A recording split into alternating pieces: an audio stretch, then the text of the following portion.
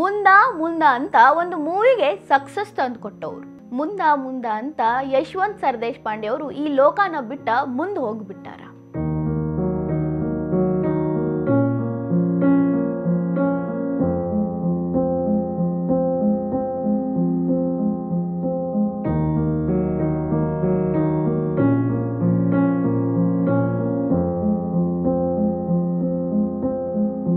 ರಂಗಭೂಮಿ ಕಲಾವಿದ, ನಟ, ನಿರ್ದೇಶಕ ಯಶವಂತ್ ಸರ್ ದೇಶಪಾಂಡೆ ಇವತ್ತು ಮುಂಜಾನೆ 10 ಗಂಟೆಗೆ ಹಾರ್ಟ್ ಅಟ್ಯಾಕ್ ಇಂದ ಸಾವನ್ನಪ್ಪ್ಯಾರ. ಎಲ್ಲಾರನ್ನೂ ನಗಿಸ್ಕೊಂತ, ತಾವೂ ನಕ್ಕೊಂತ, ತಾವು ಎಲ್ಲಿರ್ತಾರೋ ಅಲ್ಲಿ ನಗು ಇರಬೇಕು ಅಂತ ಕಲೆಯನ್ನ ನಂಬ್ಕೊಂಡ ಜೀವನ ಮಾಡತ್ತಿದ್ರು. ಕಲೆ ಅಂದ್ರ ಇವ್ರಿಗೆ ಎಲ್ಲಿಲ್ದ ಪ್ರೀತಿ. ಆಲ್ ದ ಬೆಸ್ಟ್ ಅಂತ ಹೇಳಿ ತಮಗೆ ತಾವ ವಿಶ್ ಮಾಡಿಕೊಂಡು ತಮ್ಮ ವೃತ್ತಿಯನ್ನ ಚಾಲೂ ಮಾಡಿ ಸಕ್ಸಸ್ ಕಂಡಿದ್ರು. ಹಲವಾರು ದೇಶ ಸುತ್ತಿದ್ರು. ನಮ್ಮ ಹುಬ್ಬಳ್ಳಿ ಧಾರವಾಡ ಹೆಸರನ್ನ ಅಂತಾರಾಷ್ಟ್ರೀಯ ಮಟ್ಟದಾಗ ಬೆಳಗಿದ್ರು. ಇವತ್ತ ದಿಢೀರ್ ಅಂತ ಅವ್ರು ಇಲ್ಲ ಅಂದ್ರ ನಂಬಕ ಕಷ್ಟ ಆಗತೈತಿ.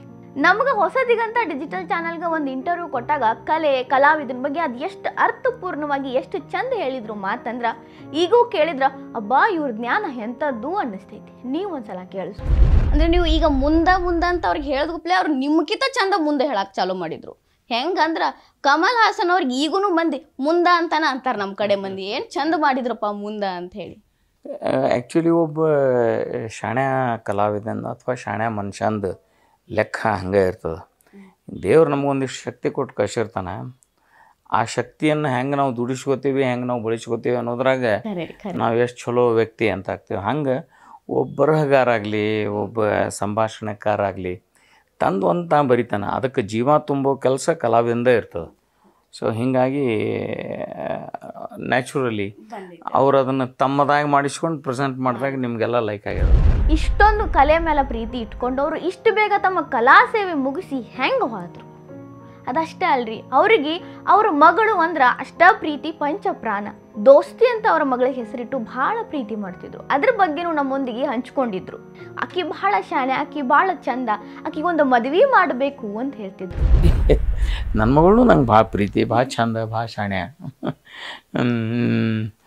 ಖರೇನ ಶಾಣ್ಯನೂ ಇದ್ದಾಳೆ ಆಕೆ ಅದ್ರಾಗೇನು.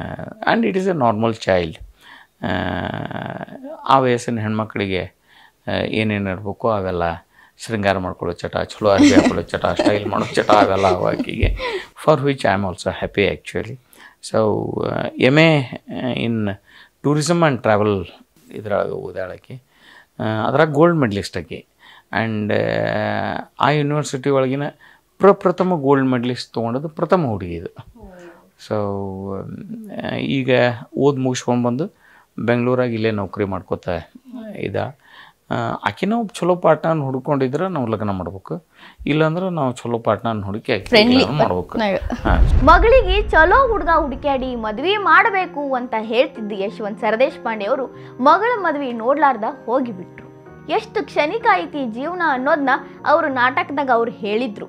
ಈಗ ಅವರೇ ಒಮ್ಮಿಂದೊಮ್ಮೆ ಗಪ್ಪಾಗಿ ಬಹಳ ಕ್ಷಣಿಕ ಐತಿ ಜೀವನ ಅನ್ನೋದನ್ನ ತೋರಿಸ್ಕೊಟ್ರು.